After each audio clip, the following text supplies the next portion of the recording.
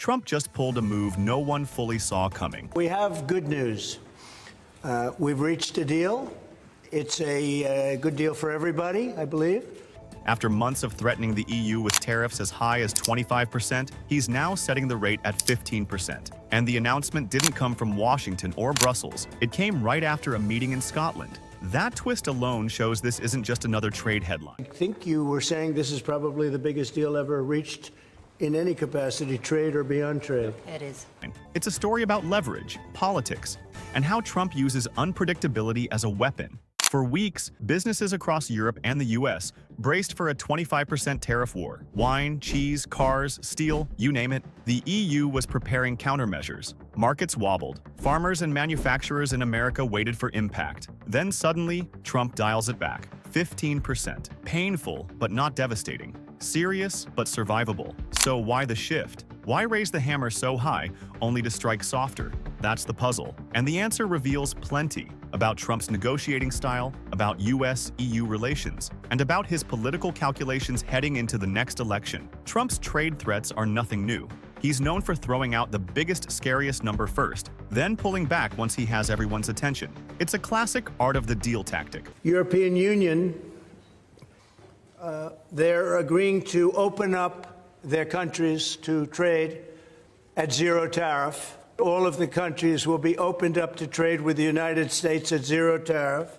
Start high so when you settle lower, it still looks like a win. At 25%, a trade war was guaranteed. EU exporters would be hit hard, and retaliation against US goods would follow instantly. Farmers, auto workers, and manufacturers were already bracing. So why climb down to 15%? Two reasons. First, pressure at home. US businesses pushed back hard. Lobbyists warned that 25% would spike prices, snarl supply chains, and alienate industries Trump needs, especially agriculture and manufacturing. Second, pressure abroad. The EU wasn't bluffing. They had counter tariffs ready to hit bourbon, motorcycles, soybeans, products tied directly to US swing states. A full trade war would hurt Trump politically where it matters most. So 15% becomes middle ground. Tough enough for Trump to claim victory, not heavy enough to trigger all-out retaliation. A calculated retreat. But here's the twist. The announcement wasn't in DC or Brussels. It came in Scotland, and that matters. A tariff man standing on a tariff platform. To understand it, you have to see Trump's history with tariffs. From day one, he's treated them as weapons, political, negotiating, and campaign weapons. In 2018, it was China. Tariffs on billions in goods sparked a trade war that rattled global markets. Critics warned it would backfire, but for Trump, tariffs created visible conflict. His supporters could point to them and say, he's tough on foreign countries. Europe became the next target. Steel, aluminum, autos. Trump argued the EU was taking advantage of America. Tariffs were his hammer. Unlike traditional negotiators, Trump prefers drama and headlines over quiet deals. By floating huge tariffs, he creates pressure. By pulling back later, he frames it as a win, regardless of the fine print. That's the playbook now. Float 25%, scare the EU, pressure US businesses, then swoop in with 15% and call it victory. But why Scotland? Because for Trump, location isn't decoration, it's stagecraft, and in this case, it was part of the show. First, the personal angle. Trump owns golf resorts in Scotland, one of the few places in Europe where his name is carved into the landscape. Announcing policy there lets him blend business, politics, and image at once. It says, I'm on European soil, I'm in control, and I'm doing deals on my terms. Second, the geopolitical angle. Scotland represents a fractured Europe. The UK left the EU, and Scotland itself has toyed with independence. By choosing that stage, Trump reminds everyone, the EU isn't as united as it looks. I can exploit those cracks to America's advantage. Finally, the media angle. Announcing in Washington would feel like a dull policy adjustment. Announcing abroad, on Trump's turf, makes it theater. It commands headlines. It reframes retreat as strategy. So yes, the number dropped from 25% to 15%. But the setting turned compromise into performance. And in Trump's world, performance is half the battle. Now, let's talk numbers. On paper, 25% versus 15% might sound like accounting. In trade, it's the difference between crisis and strategy. At 25%, European exporters, especially autos and luxury goods, would face instant price hikes or scrambled supply chains. US companies relying on EU parts would be hammered. Markets would panic. It's economic war.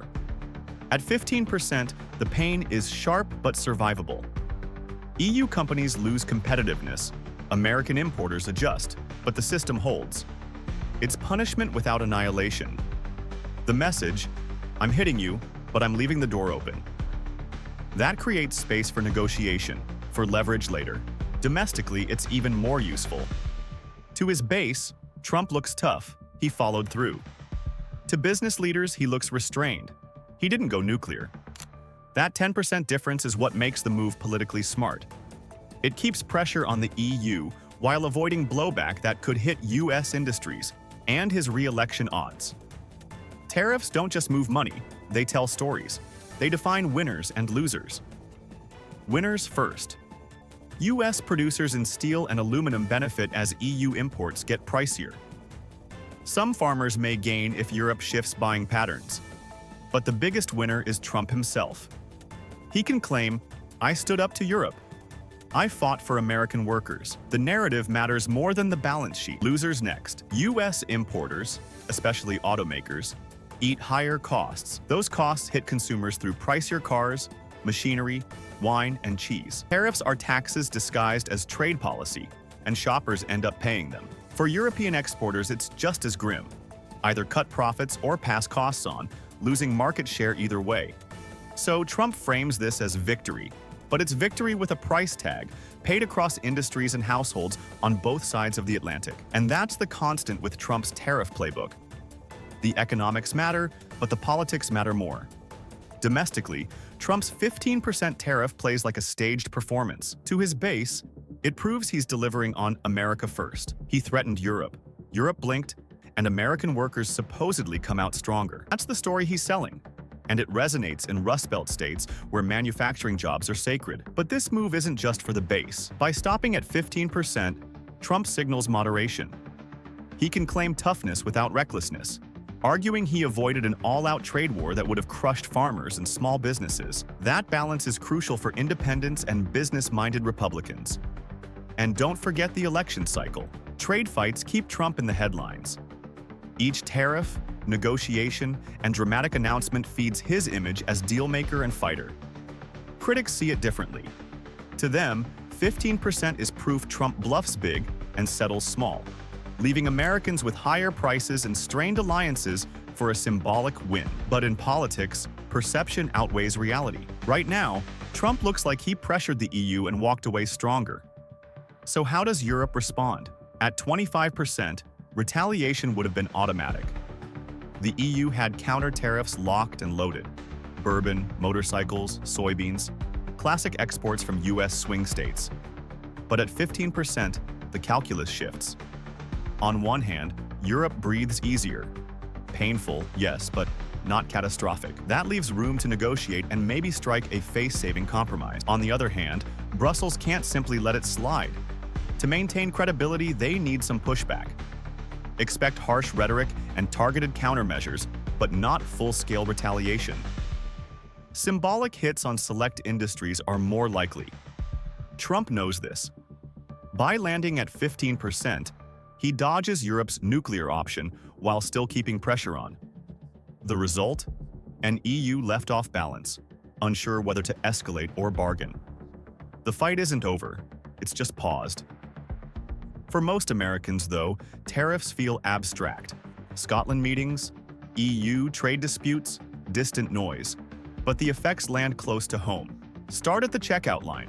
Wine, cheese, chocolate, and cars will get pricier. Importers won't eat the 15% hit. They'll pass it to consumers. Shoppers buying groceries or drivers eyeing an Audi or BMW will pay the difference.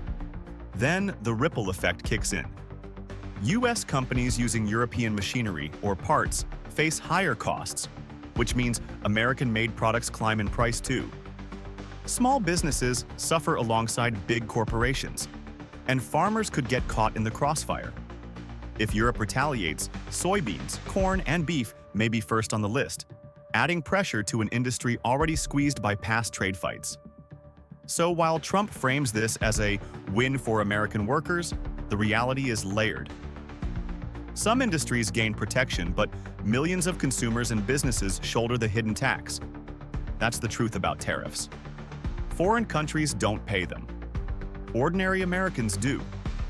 Still, Trump is betting voters won't connect rising prices with a tariff announced in Scotland. They'll just hear the headline, "Trump fought the EU and won." And in politics, sometimes the headline matters more than the reality. Trump's 15% tariff isn't just about Europe. It's about branding himself as the ultimate dealmaker, again. Every tariff fight, every dramatic announcement, every threat followed by retreat builds the image he wants. A leader who's unpredictable, tough, and willing to take risks others won't. This is his trade philosophy in a nutshell. Chaos as leverage. Throw out a big threat, shake the other side, then scale it back just enough to avoid total disaster. To critics, it's reckless. To his supporters, it's proof he's playing hardball for America. The bigger picture is also political. With elections looming, Trump knows trade headlines fire up his base. They create an easy contrast. Him, the fighter for American workers, versus global institutions that he paints as weak or unfair. That narrative has carried him before, and he's betting it will carry him again. As for the EU, they're left in a bind. Push back too hard and risk escalation, or negotiate and look like they caved. Either way, Trump wins the optics battle. But here's the risk. Tariffs are taxes, and eventually, voters feel those taxes in their wallets. If grocery bills rise or farmers face new export barriers, the politics could flip. For now, though, Trump's move from 25% down to 15% is classic Trump. Dramatic, headline-grabbing, and calculated to keep him in control of the story. Because in the end, for him, the numbers matter. But the narrative, that's everything. So here's the takeaway. Trump's tariff move in Scotland wasn't just about lowering a number from 25% to 15%. It was about control, perception, and politics. He avoided a full-scale trade war, kept pressure on Europe, and still walked away claiming victory. For U.S. businesses and consumers, the impact will be real. Higher prices, tougher margins, and a few industries feeling the squeeze. For Europe, it's another reminder that dealing with Trump means expecting the unexpected. But the real story? This is Trump's playbook in action. Threaten big, settle smaller, claim the win, and dominate the headlines. Whether you call it reckless or brilliant, one thing is clear. It works. For him. And that's why this moment matters. Because it's not just about tariffs or even Europe. It's about how Trump rewrites the rules of trade, politics, and power. One dramatic move at a time. If this breakdown helped you see the bigger picture behind Trump's tariff twist, hit that like button. Subscribe for more sharp, no-fluff takes on US politics and the global moves that actually shape your life. And drop a comment. Do you think the 15% tariff was smart strategy? Or just a bluff dressed up as a win? We'll be watching what you say.